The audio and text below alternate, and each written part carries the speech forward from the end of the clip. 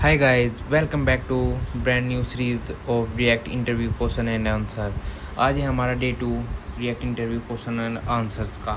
तो कल हमने किए थे 5 क्वेश्चंस 1 to 5 बेसिक्स थे बिल्कुल, और आज हम नेक्स्ट क्वेश्चन देखेंगे 6 क्वेश्चन से।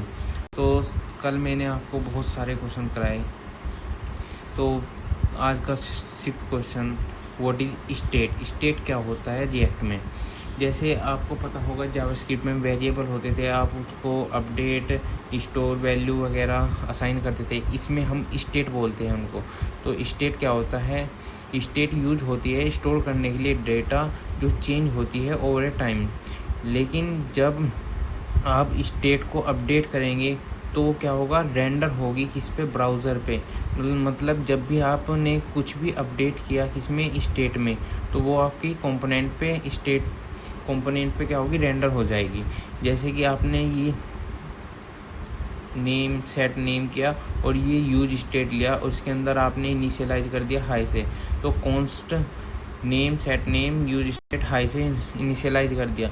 जब भी आप सेट नेम को कॉल करेंगे तो ये क्या होगा, अपडेट हो जाएगा यूआई पे। जैसे कि मैं आपको बता देता हूँ, आपने कॉल किया, यहाँ पे कर देते हैं, सेट नेम को आपने कॉल किया, सेट नेम के अंदर आपने क्या पास कर दिया, यहाँ पे क्या था, हाई। अब हमें अपडेट करना है यूआई पे हेलो, तो ये क्या होगा, अपडेट हो जाएगा, हाई की जगह क्या आ जाएगा, हेलो आ जाएगा। तो बस यही है हमारा क्या, रिएक्ट की स्टेट्स। और ये कितने ही तरीके की होती है, ठीक है ना। पहली हमने पढ़ ली, दूसरी क्या है, what is use state. State के अंदर आती है एक हमारी use state hook. Use state hook क्या होता है, जैसे कि मैंने आपको बताया अभी, नेम स्टेट नेम, ये भी एक यूज स्टेट ही है। ये यूज स्टेट का ही एग्जांपल लिया था मैंने। यूज स्टेट क्या होती है रिएक्ट में, जो मैनेज करती है स्टेट को फंक्शन कंपोनेंट में, और ये रिटर्न करेगी एक स्टेट की वैल्यू को, और फिर फंक्शंस को क्या कर देगी, अपडेट कर देगी जब भी वैल्यू चेंज होगी स्टेट की। मतलब जैसे कि स्टेट का नेम है हमारा नेम, जब भी नेम की वैल्यू चेंज होगी वो यूआई पे क्या करेगी, अपडेट करा देगी, ठीक है ना। तो ये भी हो गया व्हाट इज यूज स्टेट, और पढ़ के देखना बहुत सिंपल है। फिर है what is use effect hook. Use effect hook क्या होता है, बेसिकली यूज स्टेट तो क्या करता था, मैनेज करता था स्टेट को, लेकिन यूज इफेक्ट क्या करता है, ये साइड इफेक्ट को हैंडल करता है किसका, जैसे कि एपीआई कॉल करनी है तो आप यूज इफेक्ट के अंदर करेंगे, टाइमर को करना है यूज इफेक्ट के, डोम अपडेट भी इसी के अंदर होता है, और ये रन होती है आफ्टर कंपोनेंट रेंडर करने के बाद। लेकिन इसमें 3 तरीके होते हैं इसको करने के।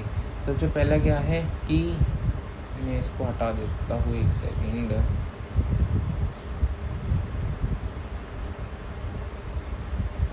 सबसे पहला तरीका है, यूज स्टेट को आपने ऐसे लिया, यूज स्टेट को डिफाइन किया और इसके अंदर एरो फंक्शंस को इनिशियलाइज कर दिया। एरो फंक्शंस के अंदर आप जो भी करेंगे वो आपका रन हो जाएगा पहले रेंडर पे क्यों कहा, फर्स्ट रेंडर, क्योंकि हमने यहाँ पे कुछ भी पास नहीं किया। लेकिन अगर हम इस कर्ली ब्रेसेस के बाद एक एरे पास कर देंगे, कर्ली ब्रेसेस के बाद अगर हम एक एरे पास कर देंगे ऐसे, तो इसको बोलते हैं हम डिपेंडेंसी एरे। तो इसको बोलते हैं हम क्या, डिपेंडेंसी एरे। ये क्या होगा, ये जब रन होगा, जब पहले रेंडर पे रन होगा, ये पहले रेंडर पे रन होगा जब ऐसे डिपेंडेंसी एरे होगा। और जब बिना डिपेंडेंसी एरे के होगा, मैंने शायद उल्टा बोल दिया, जब ये बिना डिपेंडेंसी एरे के होगा तो क्या होगा, हर एक रेंडर पे ये रन होगा। जितनी बार आपकी ब्राउज़र पे रेंडर होगा उतनी बार ये रन होगा। लेकिन अगर इसको ऐसे हुआ, डिपेंडेंसी एरे ब्लैंक हुई, तो ये फर्स्ट रेंडर पे ही रेंडर होगा। और अगर इसके अंदर हम कुछ भी, जैसे कि हमने यहाँ नेम स्टेट किया था, स्टेट की थी नेम, अगर हम इसके अंदर नेम डाल दें तो इसमें क्या होगा, जब भी नेम की वैल्यू चेंज होगी तो ये क्या होगा, रन हो जाएगा। जब भी नेम की वैल्यू चेंज होगी तो ये एग्जीक्यूट हो जाएगा, रेंडर हो जाएगा ब्राउज़र पे। होप है कि यूज इफेक्ट आपको अच्छे से समझ में आया होगा। फिर है वर्चुअल डोम। वर्चुअल डोम एक सिंपल सा टॉपिक है। वर्चुअल डोम बेसिकली क्या है, एक लाइट वेट है किसका, रियल डोम का, मतलब कॉपी ही मान लो, रियल डोम जो होता है उसकी कॉपी मान लो वर्चुअल डोम। ये यूज़ किया जाता है इम्प्रूव करने के लिए एफिशिएंसी को, परफॉर्मेंस को। ये क्या करता है, जैसे आपने कुछ भी अपडेट किया अपने कोड में, तो क्या करेगा, उसी पार्ट को अपडेट करेगा किस पे, ब्राउज़र पे, विदाउट एनी अदर चेंजेस। ये क्या करता है, जैसे कि मैं आपको दिखा देता हूँ करके। ये क्या है, ये एक रियल डोम है, ये क्या है, एक वर्चुअल डोम है, ये इतना सा एक वर्चुअल डोम है। आपने कुछ भी चेंज किया तो पूरे में अपडेट ना होकर सिंपल इतने से पार्ट में चेंज होगा, इतने से ही पार्ट में चेंज होगा, ना पूरे में। कंपेयर करेगा इसे इतने से कि भैया ये इतने से ही चेंज हो रहा है, बाकी चेंज नहीं हो रहा। तो जब ये चेंज ही नहीं हो रहा तो इसको अपडेट करना ही क्यों है, सिर्फ इसी को अपडेट करेंगे ना। तो इसे ही हम क्या कहते हैं, वर्चुअल डोम। जो एसेंशियल पार्ट है उसी को सिर्फ अपडेट करना, यानी कि जो चेंजेस है उसी को अपडेट करना। फिर नेक्स्ट क्वेश्चन है इवेंट हैंडलिंग। इवेंट हैंडलिंग क्या होता है बेसिक, जैसे इवेंट हैंडलिंग आपने पढ़ा होगा जावास्क्रिप्ट में। इवेंट हैंडलिंग ऑन क्लिक पे आप कुछ भी परफॉर्म करते हैं, आप ब्राउज़र पे कुछ भी करते हैं उसे हम कहते हैं इवेंट। मतलब जैसे ऑन क्लिक, स्क्रॉल, उससे ही को हैंडल करने को हम इवेंट हैंडलिंग कहते हैं। ऐसे ही कहा है कि इवेंट हैंडलिंग सिमिलर है जावास्क्रिप्ट की तरह, ठीक है ना।